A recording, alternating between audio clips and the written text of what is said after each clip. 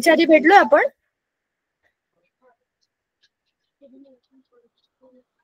हो का? भेटलोय का? हो. काय केलंय आपण याच्या आधी भेटून? किती वेळा भेटलो आणि कसला अभ्यास सुरू केलाय का सांगा जरा मला.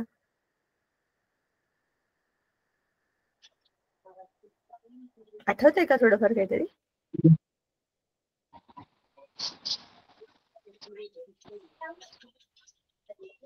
काहीतरी बोलताय खरं तुम्ही, पण मला आवाज नाही येते. आवाज खूप हळू येतोय. आपण जरा बघायचं आपल्याला 8वीच्या पूर्ण वर्षभरामध्ये काय काय अभ्यास करायचा, एकदा धडे बघायचे का आपण, आणि मग आपण आपला आजचा धडा सुरू करूया. चालेल? Okay, good. चला जरा इंडेक्स कडे जाऊ आणि मग धड्याकडे जाऊ. ठीक आहे? हा आता 5वा धडा आहे, पण एकूण धडे कोणते? जरा आपण जनरल इंट्रोडक्शन करूया आपल्या 8वीच्या विज्ञानाचं. 8वीचं विज्ञान खूप इंटरेस्टिंग आहे आपलं. बरेच काही काही धडे आहेत त्याच्यामध्ये. एकूण धडे बघा, वर्षभरामध्ये 19 धड्यांचा अभ्यास करायचा. 19 धडे होतील का रे?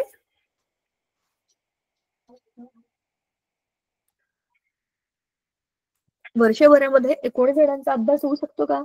सांगा बरं मला. हो. कसं काय?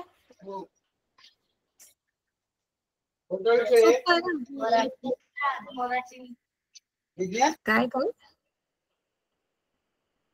एकाच वेळेला नाही करायचा आहे. एकदम 19 धड्यांचा अभ्यास नाही करायचा आहे. 4 टप्प्यात करायचा आहे. तर तो तुमचा आरामात होईल. तुमचं पुस्तकच तसं बनवलंय. 4 याच्यामध्ये सगळे धडे ग्रुप केलेले आहेत.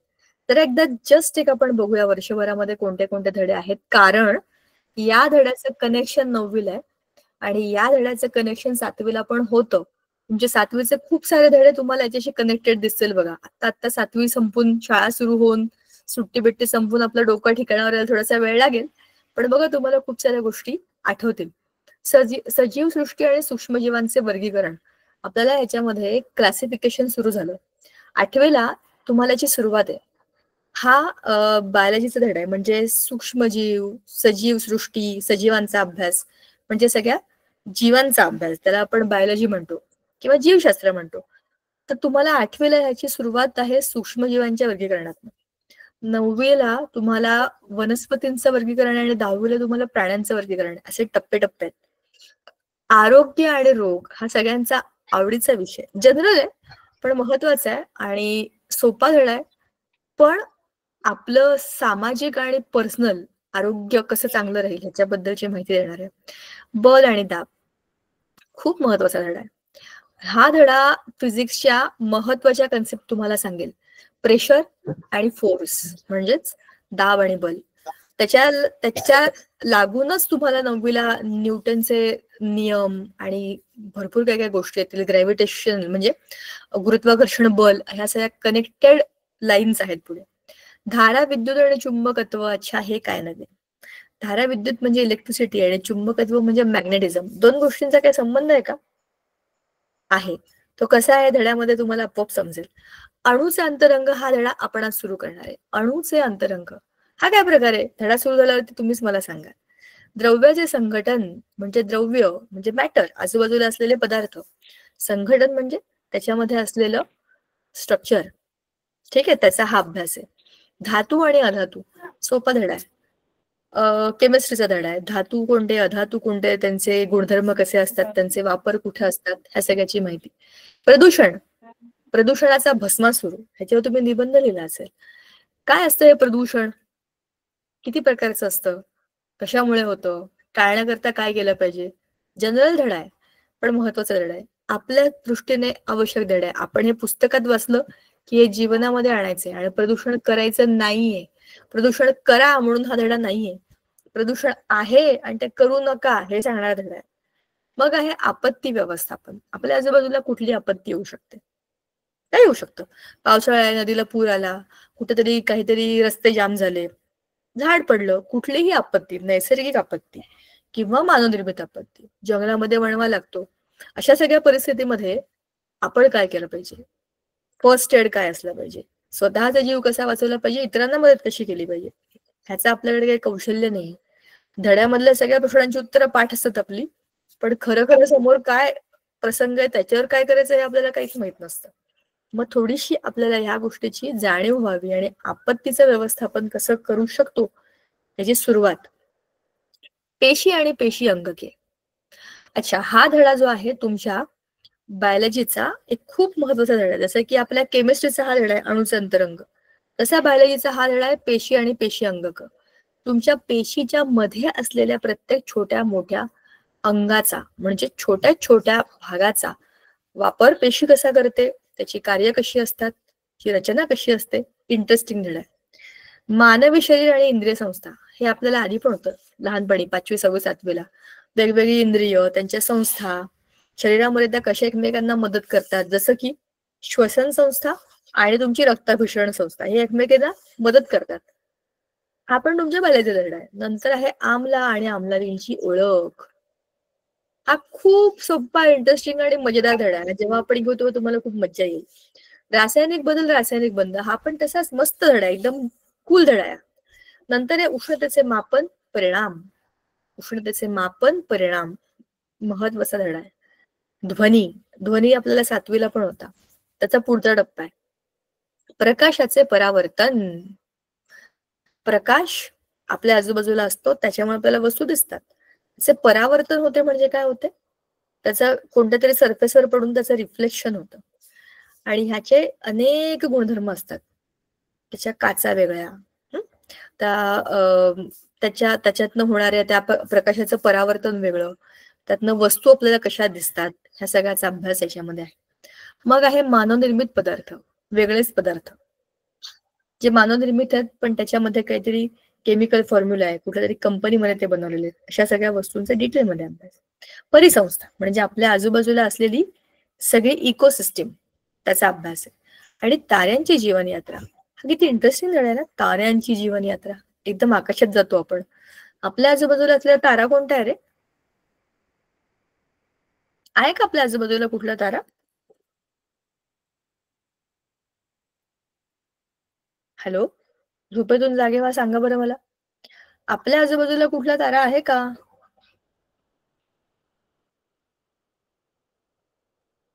अरे वा, कोणता आहे? काय? आपल्या जवळचा तारा आहे सूर्य. बरोबर, आपल्या जवळचा तारा आहे सूर्य. बरोबर. आणि तुम्ही वेगवेगळी गाणी पण ऐकली असेल, शुक्र तारा, मंदवारा. त्याच्यामध्ये पण शुक्र तारा नावाचा एक तारा आहे. तर खरं खरं तारा असतो का? शुक्र तर ग्रह आहे. सांगायचा मुद्दा, असे प्रश्न पडणारी गाणी पण असतात.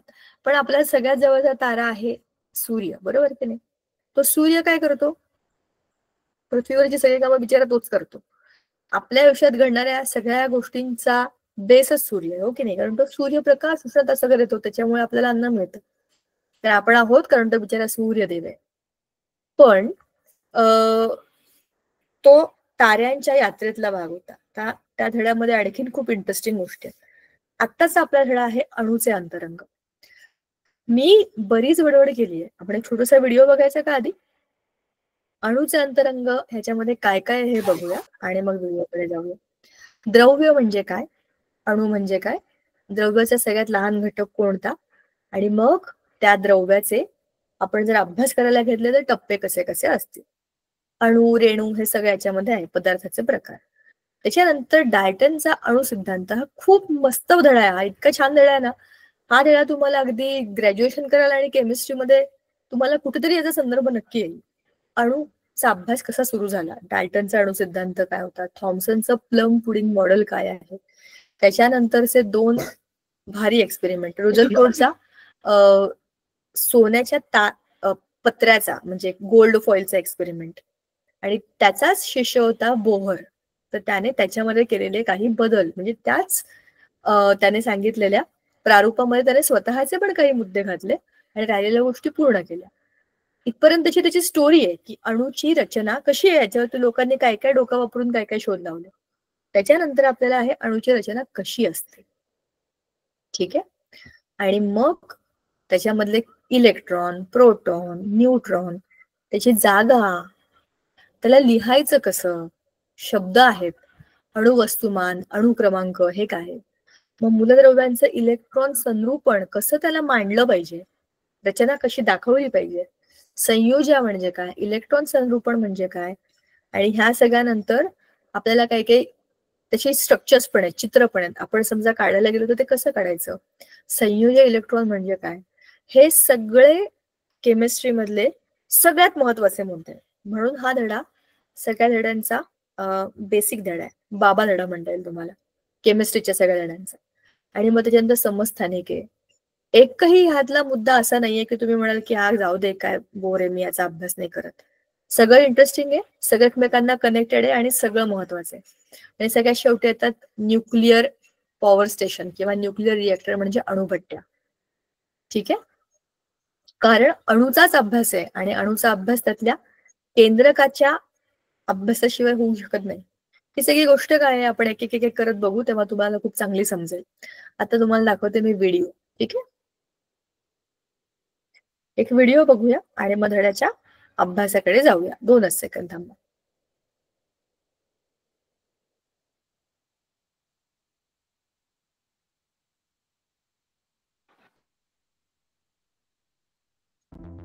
Need to run Windows आवाज येतोय का?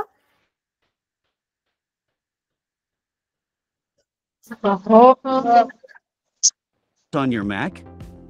Parallels Desktop makes it simple to integrate Windows.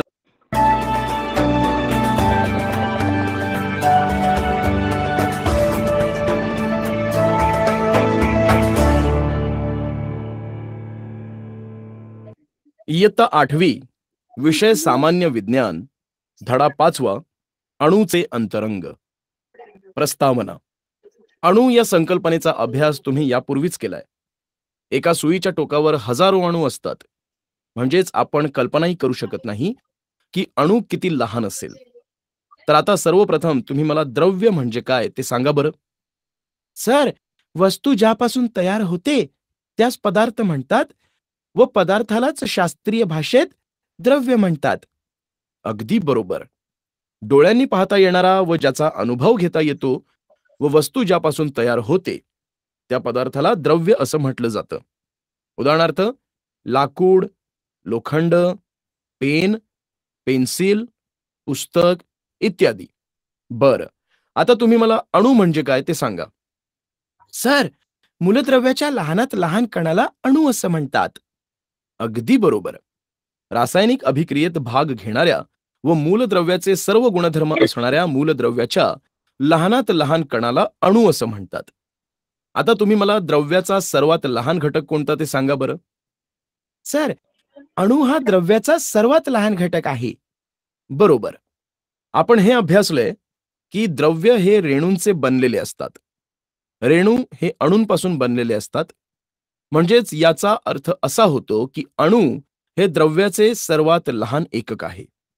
सर्व भौतिक व रासायनिक बदल घडताना आपली ओळख कायम ठेवणारा मूलद्रव्याचा लहानात लहान कण म्हणजेच अणू होय. अणू डोळ्यांनी दिसत नाहीत, परंतु कोट्यावधी अणू एकत्र आले की त्यांचे आकारमान डोळ्यांना दिसण्या इतपत मोठे होते. आपण या पाठामध्ये अणूंच्या अंतरंगांविषयी विस्ताराने माहिती अभ्यासणार आहोत. आता हा पुढील तक्ता पहा. या तक्त्यामध्ये काही पदार्थांची नावे व सूत्रे दिली आहेत. त्यावरून पदार्थांच्या लहानात लहान कणाची माहिती व पदार्थाचा प्रकार दर्शविणाऱ्या खुणा भरलेला तक्ता पहा. तर आता आपण अणूविषयी अधिक माहिती करून घेऊया. अणू. अनेक पदार्थांचे लहानात लहान कण रेणू असतात. काही पदार्थांच्या रेणूमध्ये एकच अणू असतो. रेणू हे अणूंच्या रासायनिक संयोगाने तयार होतात. म्हणजेच त्यावरून आपल्या लक्षात येतं की रासायनिक संयोगात भाग घेणारा मूलद्रव्याचा लहानात लहान कण म्हणजे अणू होय. अणूविषयीची संकल्पना 2500 वर्षांहूनही जुनी आहे, पण काळाच्या ओघामध्ये त्याचा विसर पडताना दिसून येतो. तर आता आपण त्या काळातील वैज्ञानिकांनी अणूविषयी मांडलेले मत काय होते ते पाहूया. ख्रिस्तपूर्व 6व्या शतकामध्ये भारतीय तत्वज्ञ महर्षी कणाद यांनी प्रत्येक पदार्थ हा अतिसूक्ष्म कणांचा बनलेला असतो असे मत मांडले. तसेच द्रव्याचे लहान कणांमध्ये विभाजन करायला एक मर्यादा असते. त्यांना कणाद मुनींनी परमाणू हे नाव दिले. परमाणू अनाशवंत असतो असे मत महर्षी कणाद यांनी मांडले आहे. ख्रिस्तपूर्व 5व्या शतकामध्ये ग्रीक तत्ववेत्ता डेमोक्रिटस यांनी द्रव्य हे सूक्ष्म कणांनी बनलेले असते व या कणांना कापता येत नाही असे मत मांडले. डेमोक्रिटस यांनी द्रव्याच्या या लहानात लहान कणाला ॲटम म्हणजेच अणू हे नाव दिले. ग्रीक भाषेमध्ये ॲटमॉस म्हणजे कापता न येणारा, म्हणून ॲटमॉस या नावावरून अणूला ॲटम असं म्हटलं जातं. आधुनिक काळामध्ये अनेक वैज्ञानिकांनी प्रयोगांद्वारे अणूचे स्वरूप, अंतरंग स्पष्ट करून सांगण्याचा प्रयत्न केला आहे. याची सुरुवात डाल्टनच्या अणुसिद्धांताने झाली आहे. तर आता आपण डाल्टनच्या अणुसिद्धांताविषयी माहिती मिळवूया.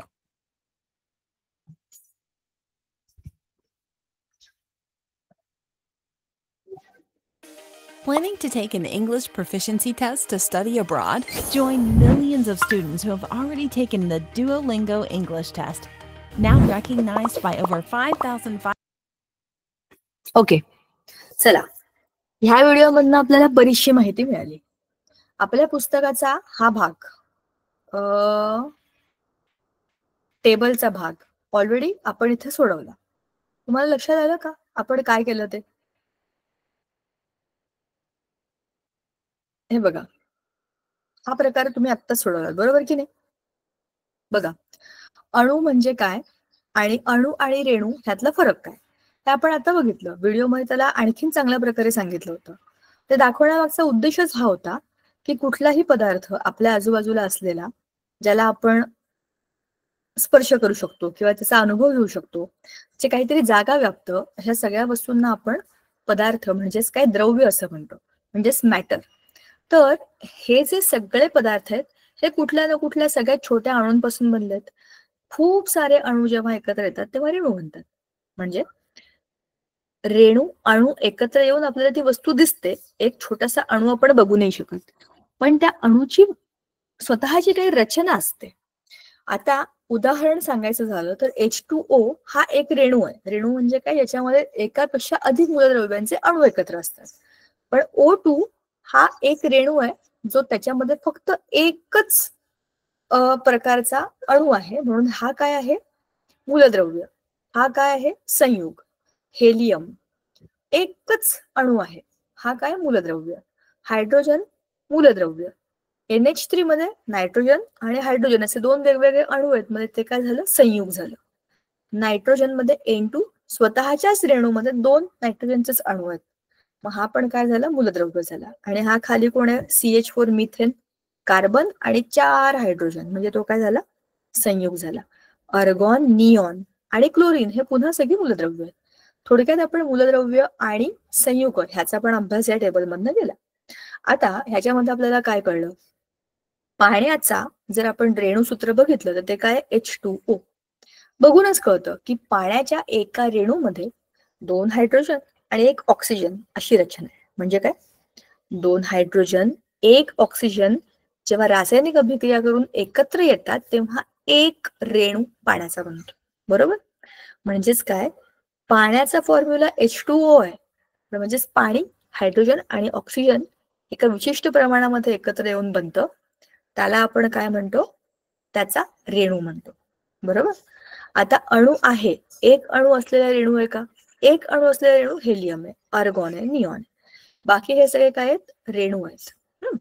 आता रेणूमधील अणू एकाच प्रकारचे आहेत का? याच्यामध्ये आहेत, याच्यामध्ये आहेत, याच्यामध्ये पण आहेत.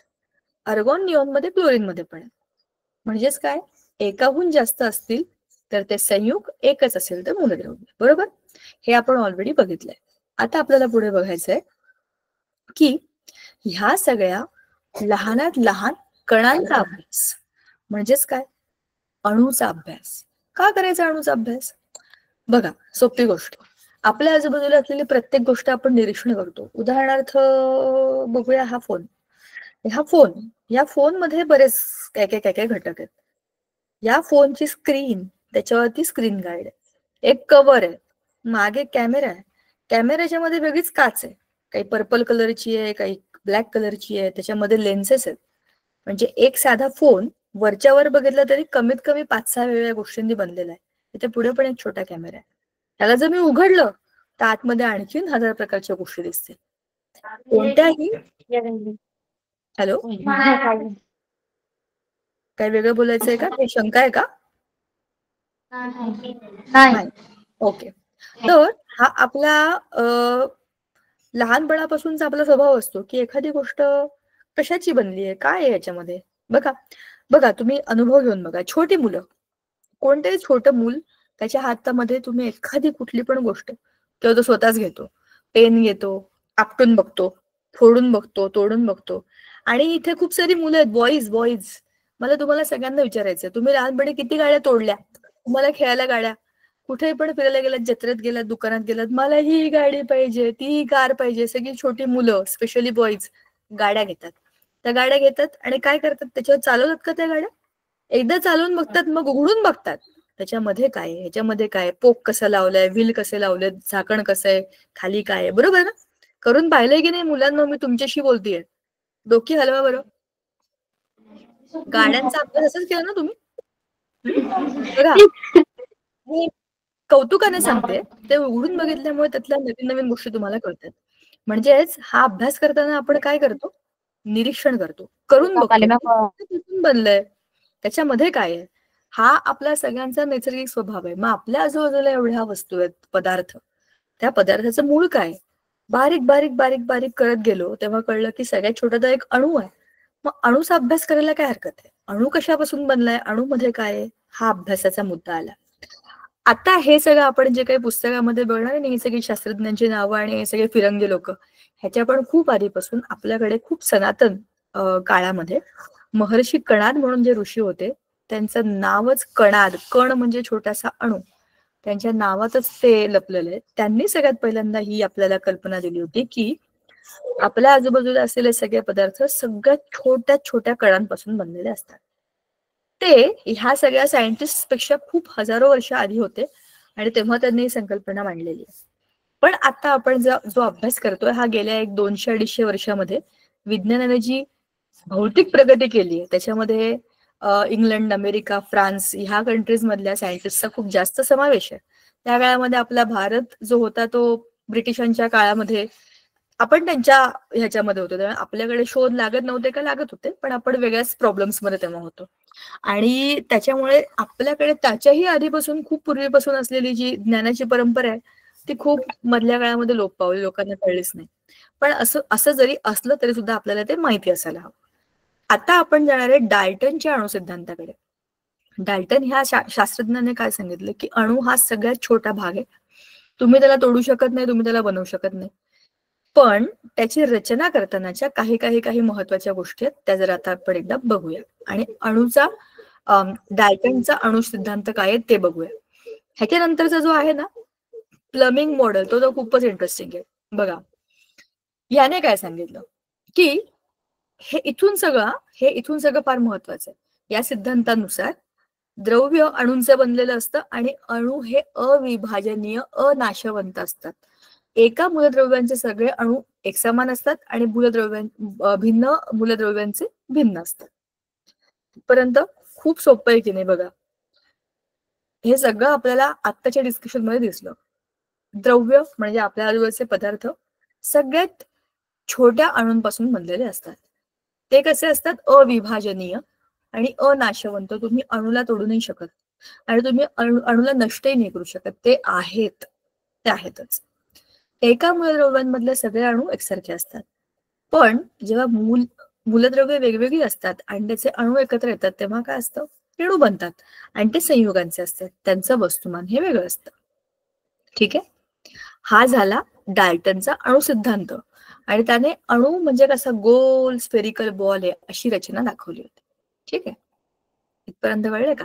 आता बुंदीच्या लाडवाला अंतर्गत संरचना असून तो त्याच्याहून लहान कण म्हणजे बुंदी एकमेकांना चिटकून कसा बनलाय? एक लाडू वरून आपल्याला दिसतोय बुंदीचा एक लाडू, पण त्या लाडूच्या मध्ये पण छोटे छोटे छोटे छोटे बॉल असतात, छोटी छोटी बुंदी असते. तसंच ते जे वर्णन आहे ते पुढचं वर्णन आहे. डाल्टनचा अणुसिद्धांत जो होता त्याच्यामध्ये त्याचं म्हणणं होतं की एक पूर्ण बॉलच आहे, एक काय आपला एक ऍटम म्हणजे एक अणू म्हणजे एक छोटासा बॉल आहे, पण त्याच्याही मध्ये काही काही भाग आहेत. आणि ह्या सिद्धांतानुसार सगळा बॉल जो आहे तो एक युनिफॉर्म आहे. पण हे असं नाहीये. हे थॉम्सनचं प्लम पुडिंग मॉडेल सांगतं. तो असा केक असतो बघा, केक गोल, त्याच्यामध्ये वरती चेरीज असतात कुठे कुठे. त्या प्लम पुडिंग मॉडेलमध्ये त्याने असं सांगितलंय की पूर्णच्या पूर्ण बॉल हा पॉझिटिव्ह आहे आणि मध्ये मध्ये मध्ये मध्ये निगेटिव्ह इलेक्ट्रॉन आहे.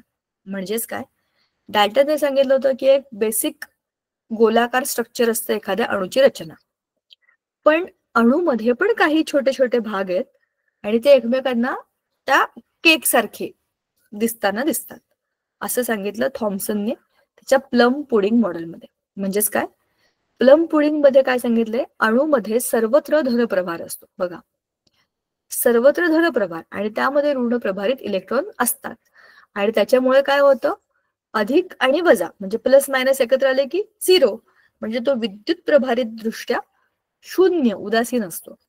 म्हणजेच काय, तिथेच प्रोटॉन्स आहेत आणि तिथेच इलेक्ट्रॉन्स आहेत. एका समुद्रामध्ये इलेक्ट्रॉन तरंगतायत आणि ते इतके एकमेकांना बॅलन्स करतायत की ते 0 होतात.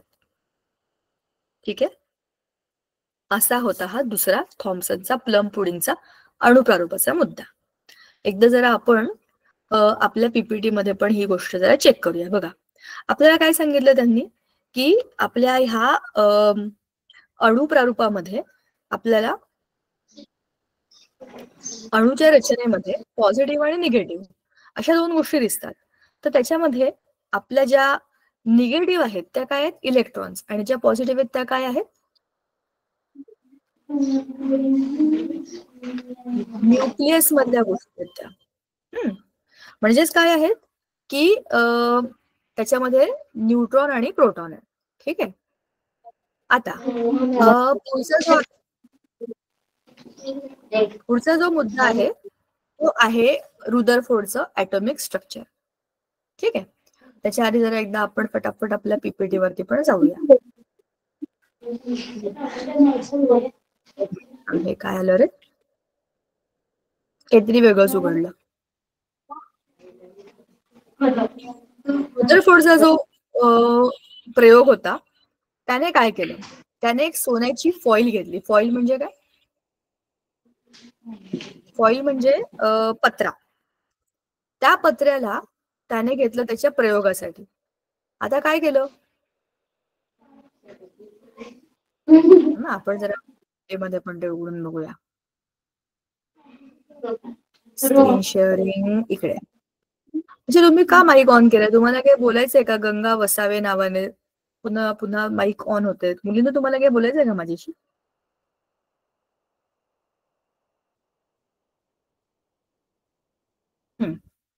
चला, आता आपण काय काय बघितलं ते चेक करूया. बघा, अणूच्या अंतरंगामध्ये आपण आतापर्यंत बघितलंय की अणू, तुम्हाला दिसतंय का, हीच त्याची रचना आहे.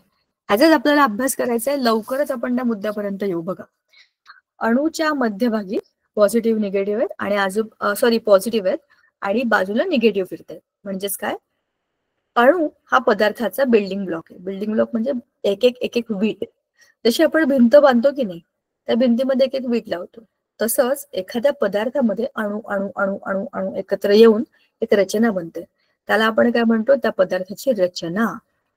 आता या अणूच्या इतिहासामध्ये आपण आता बघितलं डाल्टनचं मॉडेल, मग थॉम्सनचं model, plum pudding model. Plum म्हणजे पूर्वी त्याचे प्लम केक मिळायचे. 18व्या शतकातली गोष्ट आहे ती. पण हे फिरंगी लोक आहेत, त्यांच्याकडे केक बीक फार खातात ना, केक पिझ्झा बिझ्झा. तर तिथलं येते, तिथलं त्याने ते केक बघितलं, ओ अच्छा असं असेल का हा अणू, असा विचार डोक्यात आला. आणि खूप स्वाभाविक आहे ना, जे आपल्या आजूबाजूला असतं त्याला आपण कोरिलेट करतो. त्याच्यानंतर आला रुदरफोर्डचा प्रयोग. आता हा काय आपण एक एक करून बघूया. डाल्टनचा अणू सिद्धांत, अणू अविभाज्य आपण मगाशी बघितलं. वेगवेगळ्या घटकांचे अणू एका विशिष्ट संख्येमध्ये एकत्र येतात, पूर्ण संख्येच्या गुणोत्तरामध्ये एकत्र येतात. समान घटकाचे अणू एकसारखे असतात, ते तुम्ही तयार करू शकत नाही, नष्ट करू शकत नाही, विभाजित पण करू शकत नाही, ते जसे आहेत तसेच राहतात. मग आलं जे थॉम्सनचं अणुप्रारूप, जे आपण मगाशीच बोललो, प्लम पुडिंग मॉडेल, की त्याच्यामध्ये सगळीकडे सर्वत्र धनप्रभार आहे आणि मध्येच कुठे कुठे इलेक्ट्रॉन्स म्हणजे ऋणप्रभार आहे आणि त्याची संख्या इक्वल आहे. त्याच्यामुळे काय होतं की त्याच्यात टोटल चार्ज 0. एखादा ऍटम म्हणजे एखादा अणू हा इलेक्ट्रॉनिकली 0 असतो, न्यूट्रल असतो. इथपर्यंत ही गोष्ट आली होती. आता ह्याच्या पुढे जरा ही रचना बघा. मी याच्यासाठीच थांबले होते. ही रचना तुम्हाला दाखवायची आहे. मध्यभागी हे पिवळ्या पिवळ्या रंगाचे जे काही आहे ना, ही आहे गोल्ड फॉईल, म्हणजे सोन्याचा पत्रा. त्याच्या आजूबाजूला इकडे इकडे इकडे इकडे इकडे इकडे इकडे त्याने लावले आहेत मुव्हेबल फ्लोरोसेंट स्क्रीन. काय रे? मुव्हेबल म्हणजे त्या हालचाल करू शकतो आपण. फ्लोरोसेंट म्हणजे त्या चमकतात आणि त्या स्क्रीनवरती त्याला काहीतरी दिसेल काय जे काय चाललंय ते. या बाजूला इकडे आहे लीडची शीट. लीड म्हणजे एक धातू असतो जो काही किरणांना शोषून घेतो लाईटाच्या. त्याच्यानंतर इकडे आहे रेडिओ ऍक्टिव्ह सोर्स. आता हे रेडिओ ऍक्टिव्ह सोर्स काय आहे? रेडिओ ऍक्टिव्ह म्हणजे काय? एखाद्या केंद्रकामधून काही रेज बाहेर पडतात, त्याला रेडिओ ऍक्टिव्हिटी असं म्हणतात. तर इथे त्याने एक रेडिओ ऍक्टिव्ह एलिमेंट ठेवला आणि सगळ्या बाजूने त्याला बंद केलं. मध्यभागी इथे एक लीडची दरवाजा ठेवला, त्याला एक फक्त छोटस होल पाडलं. आता काय रचना आहे? हा जो काही इथला एलिमेंट आहे, इथून जे काही रेडिएशन येतील ते त्या खड्ड्यामधून पुढे जातील, त्या गोल्ड फॉईलवरती म्हणजे त्या सोन्याच्या पत्र्यावरती पडतील आणि मग जे काय होईल ते इकडे तिकडे तिकडे जिकडे कुठे आपटले जातील ते आपण त्याच्या नंबर्स प्रमाणे त्याच्यावरती किती पडलेत त्याच्यावरती चेक करून आपण त्याचा नंबर नोट डाऊन करायचा. असा त्याचा प्रयोग होता. आता ह्याच्या प्रयोगाचं निरीक्षण काय होतं बघा. इथपर्यंत आपली गोष्ट पुस्तकामध्ये पण हीच आहे. आता आपण आलोय रुदरफोर्डच्या केंद्रकीय अणुप्ररूपामध्ये. ही पण रचना तशीच आहे बघा. अल्फा कण उत्सर्जक म्हणजेच रेडिओ ऍक्टिव्ह एलिमेंट. इथे त्याने सोन्याचा पत्रा मध्ये लावलाय. प्रतिदीप्तिमान पडदा म्हणजे काय? फ्लुरोसंट पडदा. इथे एक मध्ये गॅप आहे. इथून जे काही रेडिएशन जातील ते डायरेक्ट त्या खड्ड्यामधून त्या लोखंडाच्या पत्र्यावर जातील.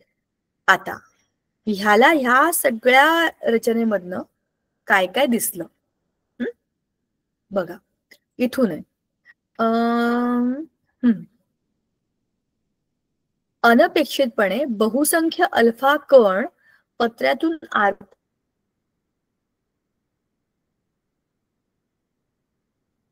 सरळ गेले. आरपार जाणाऱ्या किरणांची संख्या खूप जास्त होती. अल्फा कण पॉझिटिव्ह असतात, त्याच्यावरती धन प्रभार असतो.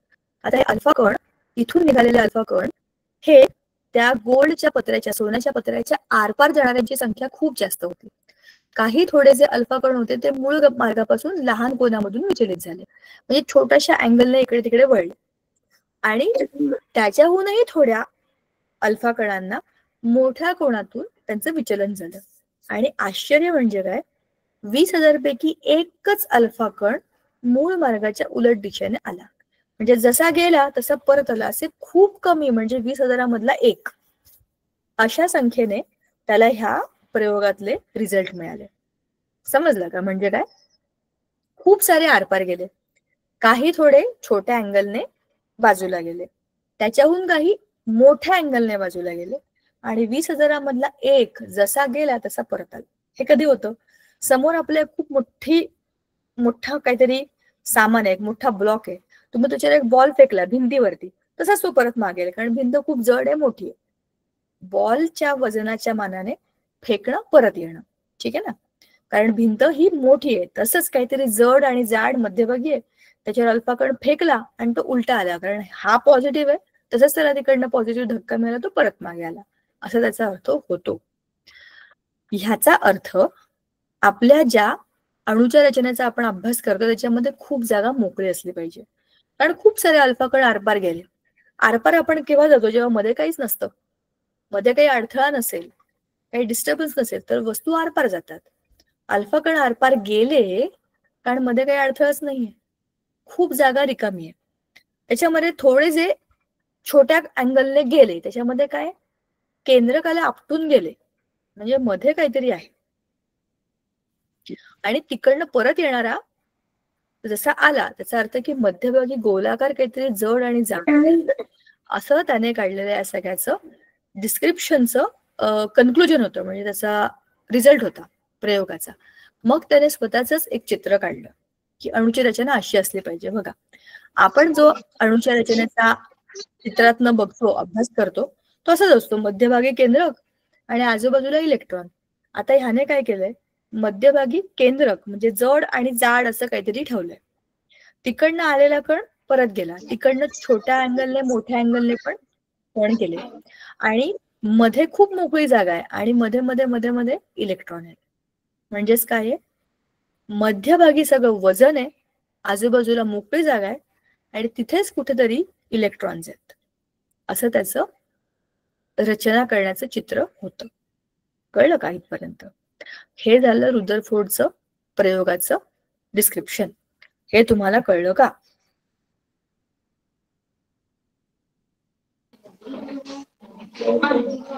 कळलं का? कळलं का? का झोप आली? हो कळलं. कळलं. चला आता एक काम करूया आपण. तुम्ही तुमच्या वहीमध्ये हायड्रोजनचा एक अणू काढा बरं. हायड्रोजनचा एक अणू काढा. हायड्रोजन हायड्रोजन एक हायड्रोजन. हा, हायड्रोजनचा अणू काढा. बरोबर. हायड्रोजन आहे.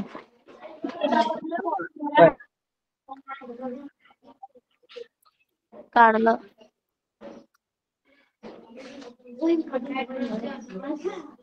वही में काढा कौन है? काढलं का?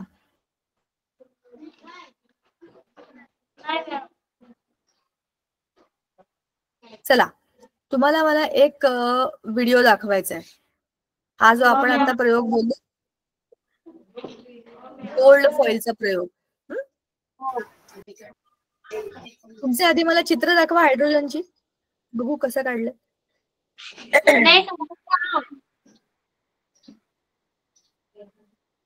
असं दाखवा ना, वही दाखवा ना मला.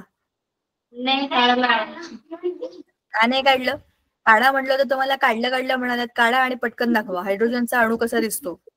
कॅमेरा ऑन करा आणि दाखवा. कोणतरी सांगितलं मला काढलं म्हणून. बघू कसं काढलंय. चला मी सांगते. हायड्रोजन मध्ये एकच इलेक्ट्रॉन असतो आणि एकच प्रोटॉन असतो, एकच न्यूट्रॉन असतो. चला बघूया येतोय का.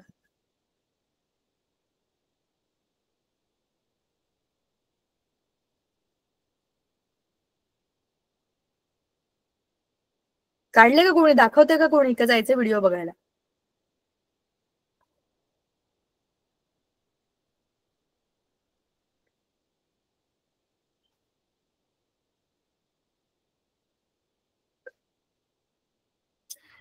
चला, तुम्ही ते मला दाखवाल तेव्हा दाखवाल, तोपर्यंत मी तुम्हाला व्हिडिओ दाखवते.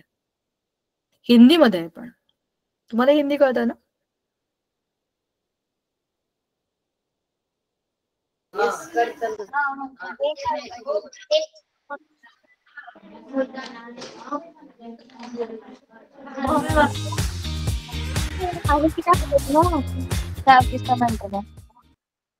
इस वीडियो में हम समझेंगे रदरफोर्ड. आता लक्ष द्या. आता मी तुम्हाला जे काही सगळं सांगितलं ना, त्याचा व्हिडिओ इंटरेस्टिंग आहे, बघा. Alpha ray scattering experiment. J Thomson पहले साइंटिस्ट थे जिन्होंने. अरे ते सगळे आपापला ना माईक बंद करा. विनाकारण काहीतरी बोलायचं असेल तर माईक ऑन करू नका. तुमचा आवाज इकडे येतोय बरं का. आता जरा ते व्हिडिओकडे बघा शांतीत. तुम्हाला भरपूर गोष्टी यातनं समजतील. पहला एटॉमिक मॉडल डिस्कवर किया. इस एटॉमिक मॉडल को उन्होंने पल्म पुडिंग मॉडल नाम दिया. लेकिन इस एटॉमिक मॉडल की कुछ लिमिटेशन थी, जिसके कारण ये एटॉमिक मॉडल एटॉमिक स्ट्रक्चर को एक्सप्लेन नहीं कर पाया. अर्नेस्ट रदरफोर्ड, जो कि एक ब्रिटिश साइंटिस्ट थे, वो जे थॉमसन के इस एटॉमिक मॉडल से सहमत नहीं हुए, जिसके बाद उन्होंने एक एक्सपेरिमेंट किया. रदरफोर्ड ने इस एक्सपेरिमेंट को अल्फा रे स्कैटरिंग एक्सपेरिमेंट नाम दिया और इस एक्सपेरिमेंट की मदद से एटॉमिक स्ट्रक्चर को एक्सप्लेन किया. तो आइए इस एक्सपेरिमेंट को डिटेल में समझते हैं. एनिमेशन में हम देखते हैं कि एक रेडियो एक्टिव सोर्स को लेड ब्लॉक यानी ग्लास कंटेनर में रखा गया है। इस रेडियो एक्टिव सोर्स से अल्फा पार्टिकल्स एमिट होते हैं। एक अल्फा पार्टिकल हीलियम न्यूक्लियस के बराबर होता है, जिसमें 2 प्रोटॉन्स और 2 न्यूट्रॉन्स होते हैं। इसका मतलब एक अल्फा पार्टिकल में 4 यूनिट मास और 2 यूनिट पॉजिटिव चार्ज होता है। रेडियो एक्टिव सोर्स के आगे एक थिन गोल्ड फॉयल को रखा गया है, जिसकी थिकनेस लगभग 210 नैनोमीटर है। इस गोल्ड फॉयल के चारों तरफ जिंक सल्फाइड की स्क्रीन लगाई गई है, जिसकी मदद से अल्फा पार्टिकल्स को डिटेक्ट किया जा सकता है। गोल्ड फॉयल और रेडियो एक्टिव सोर्स के बीच में एक ग्लास स्लिट को रखा गया है, जिसकी मदद से अल्फा रे को स्ट्रेट और नैरो प्रोजेक्ट किया जा सकता है।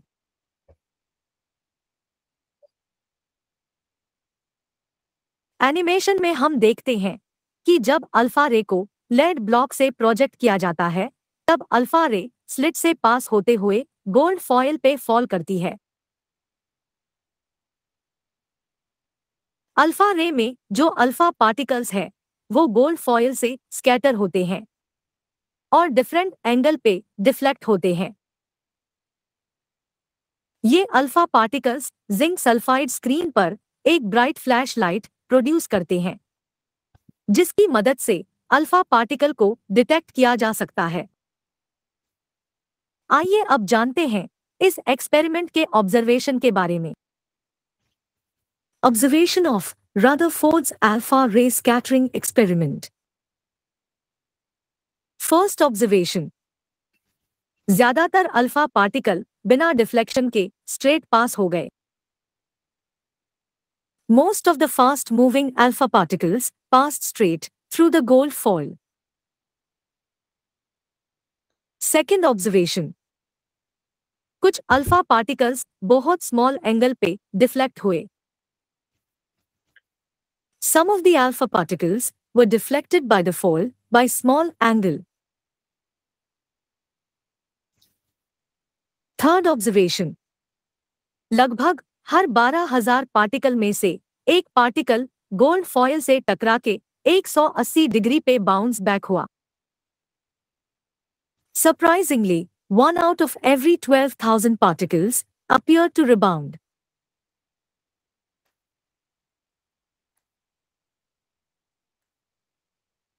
इन सभी ऑब्जर्वेशंस को ध्यान में रखते हुए रदरफोर्ड ने कुछ कंक्लूजन्स यानी निष्कर्ष निकाला, जो कि कुछ इस तरह है। ज्यादातर अल्फा पार्टिकल्स बिना डिफ्लेक्शन के ही गोल्ड फॉयल से पास हो गए, जिससे ये पता चलता है कि एटम का ज्यादातर हिस्सा एम्प्टी स्पेस होता है।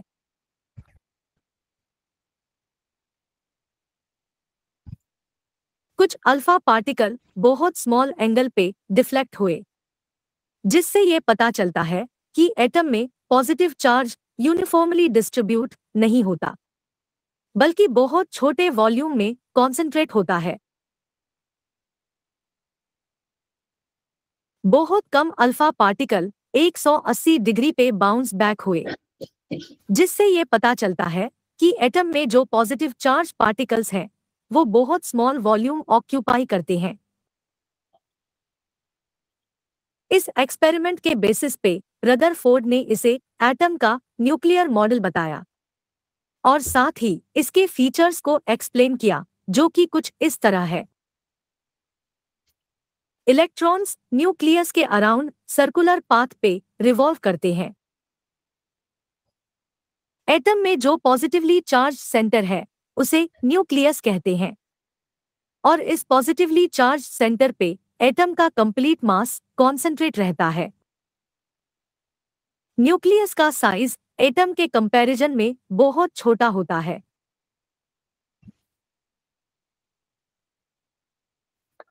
Thanks for watching. अगर आपको हम थँक्स फॉर शोइंग। ठीक आहे, चला, तुम्हाला कळलं का आपण काय बघितलं?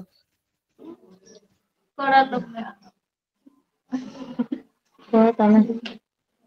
बघा, ह्या प्रयोगामध्ये त्याने जे काही रचना केली होती त्याच्या प्रयोगातल्या सामानाची, साहित्याची, ती सगळी तशीच करून दाखवली होती. एक ब्लॉक, त्याच्यामध्ये तो रेडिओ ऍक्टिव्ह मटेरियल, त्याच्यामधून तो बीम जाणार, निळ्या निळ्या रंगाचे किरण जात होते. आजूबाजूला सगळी झिंक सल्फाईडची पट्टी होती. मध्यभागी ती सोन्याची पत्रा म्हणजे गोल्ड फॉईल होती. आणि मग त्याच्यावर त्याला जे काही इकडे तिकडे पडलेले किरण होते ते सगळे काय झालं? हाय का करताय तुम्ही मला? हे सांगायचंय का? जायचंय? बर.